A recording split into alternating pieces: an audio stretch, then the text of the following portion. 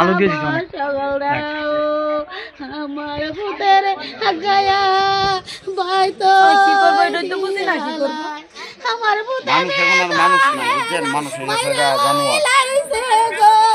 দারুণ ফেল বোর্ডের অবস্থা কি মানুষ এই বোর্ডের অবস্থা কি বাচ্চার অবস্থা কি বাচ্চা হনে যায় মারছে আর বোনের গেছে না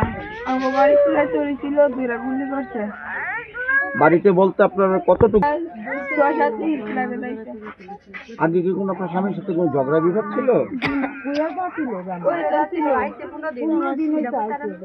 তো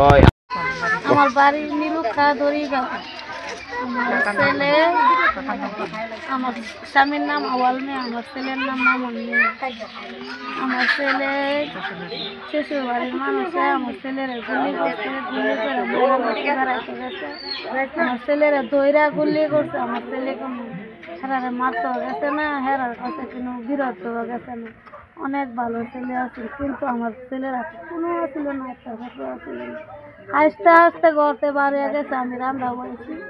আমার ছেলেরা নাস্তা খাইব এমন টাইমে আমার ছেলে গেছে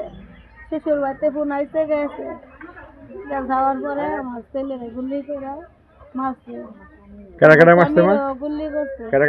মারছে একজন দমনের ভূত সুরাপ এবার হয়েছে জালাল এবার হয়েছে সুটন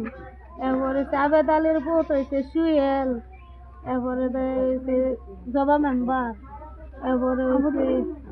আরেকটা না কি আবেদ আলীর ভূতের নাম জজমিয়া বাপের নাম জজমিয়া হে কাজা লাগাইছে হে আগুন লাগাইছে হে ফাঁসি চাই আমি ছেলের বদল ছেলে। আসসালামু আলাইকুম। নরসিংদী জেলার রায়পুরা নীলুক্ষাতে শ্বশুর বাড়িতে প্রবাসী মামুন মিয়া বেড়াতে গেলে তার সম্বন্ধী শ্বশুরবাড়ির লোকজন তাকে গুলি করে হত্যা করেন। এই সংবাদ শুনে তার পিতা গেলে তার পিতাকেও গুলি করেন। বর্তমানে মামুন মিয়ার পরিবার নরসিংদী সদর হাসপাতালের মর্গে কান্নার রোল করেছেন এবং তার স্ত্রী জানান, আমার স্বামী দীর্ঘদিন যাবৎ প্রবাসে ছিল, বাংলাদেশে এসেছে 10 দিন হয়েছে। আমার 1.5 বছরের একটি শিশু বাচ্চা আছে, কিন্তু আমার বাবার বাড়ির লোকজন আমার স্বামীকে গুলি করে হত্যা করেছেন। আমি হত্যাকারীদের ফাঁসি দাবি করছি। মাসুদ রানা বাবুল, এশিয়ান টিভি, নরসিংদী সদর হাসপাতালের মর্গ থেকে, নরসিংদী সদর, নরসিংদী।